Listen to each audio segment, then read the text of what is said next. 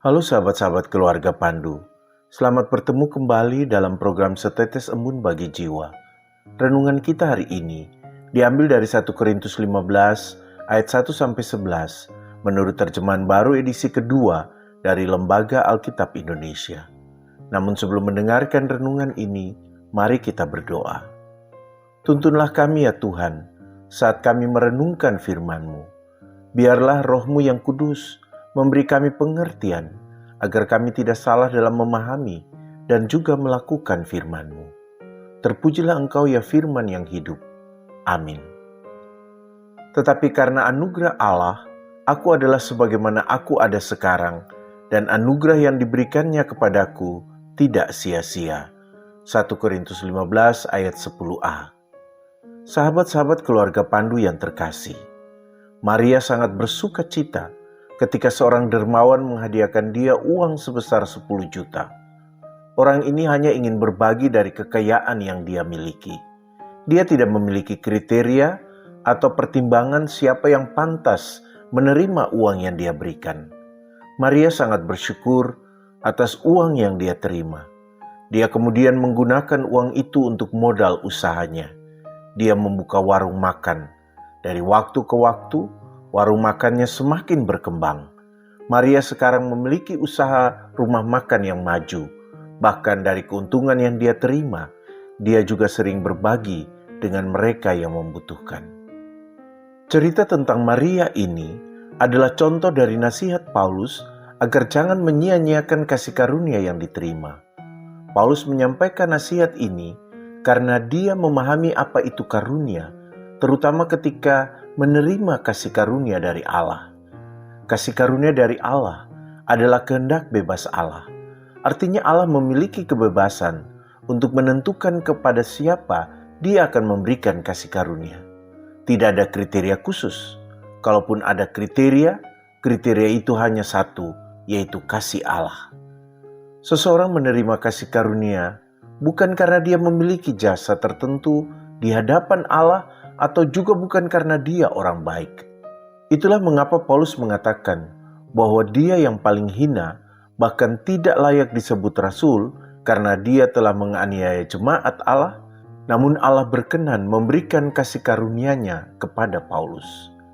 Kasih karunia itu menurut Paulus adalah keselamatan yang diberikan Allah melalui Yesus.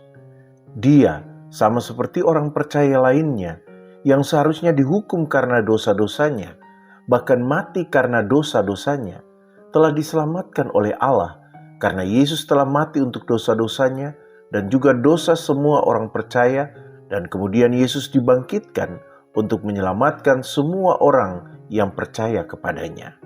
Kasih karunia itu diikuti dengan Yesus menampakkan diri kepada Paulus dan memanggil dia untuk menjadi rasul untuk memberitakan Injil keselamatan Allah.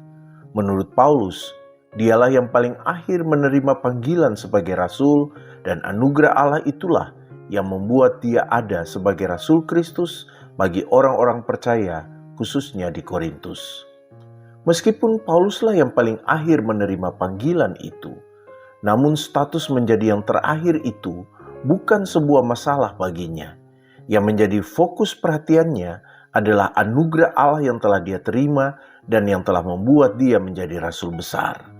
Jadi bukan soal apakah dipanggil pertama atau dipanggil terakhir, tetapi soal mensyukuri dan mempergunakan dengan baik anugerah Allah yang diterima. Paulus mengatakan bahwa meskipun dia mendapat panggilan paling akhir, namun dia telah bekerja untuk melaksanakan panggilan dan mempertanggungjawabkan anugerah Allah yang telah dia terima. Paulus bahkan dengan yakin mengatakan bahwa dia telah bekerja lebih keras daripada rasul-rasul yang lain. Namun bagi Paulus, ini bukan karena dia yang hebat, tetapi semuanya adalah karena anugerah Allah yang menyertai dia. Pernyataan Paulus tentang anugerah Allah yang menyertai dia untuk bekerja dengan lebih baik seakan ingin menepis kesan sombong dari pernyataan Paulus bahwa dia telah bekerja lebih keras daripada rasul-rasul yang lain. Pernyataan Paulus bahwa anugerah Allah yang menyertai dia ini senada dengan pernyataan Paulus di Galatia 2:20. Aku hidup, tetapi bukan lagi aku sendiri yang hidup, melainkan Kristus yang hidup di dalam aku. Pernyataan Paulus ini penting dan harus menjadi pegangan bagi orang percaya dalam menjalankan tugas dan tanggung jawab atau pekerjaan yang telah diterimanya dari Tuhan. Sebagaimana Paulus, orang yang menerima anugerah Allah harus membuka diri untuk diperbarui dan dipakai Allah untuk menyatakan kebaikan Allah bagi yang lain. Jadi harus ada kesediaan untuk diubah oleh Allah, untuk hidup sesuai dengan kehendak Allah.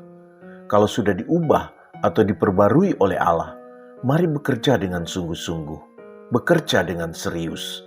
Jangan bermalas-malasan, jangan bekerja asal-asalan, atau yang penting orang lihat kita bekerja. Tetapi apakah kita bekerja dengan baik dan berkualitas? Kita tidak memedulikannya. Kalau kita mau diperbarui, mau melakukan tugas atau pekerjaan dengan sungguh-sungguh, tidak bermalas-malasan, itu namanya kita tidak menyia-nyiakan kasih karunia Allah dan tidak menganggapnya sebagai pemberian murahan atau tidak ada nilainya bagi kehidupan kita. Pesan Paulus ini ingin meyakinkan kita orang percaya bahwa siapapun kita, bahkan seburuk apapun kehidupan kita di masa lalu, kita berharga di mata Allah. Allah lebih ingin melihat kita yang menerima karunia Allah itu berubah dan menjadi lebih baik di masa depan, bukan menyesali dan terus memikirkan kehidupan masa lalu kita. Mungkin hari ini kita adalah orang-orang yang selalu akrab dengan kegagalan, tetapi di esok hari atau di masa depan, Tuhan bisa membuat kita menjadi orang yang sukses karena kita membuka diri untuk dipakai oleh Allah. Karena itu, jadikanlah kasih karunia Allah itu motor penggerak dan motor perubahan dalam hidup kita.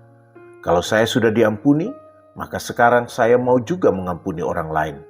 Kalau dulu saya tidak yakin bisa sukses dengan pekerjaan saya, sekarang saya yakin bahwa bersama kasih anugerah Allah tidak ada yang mustahil.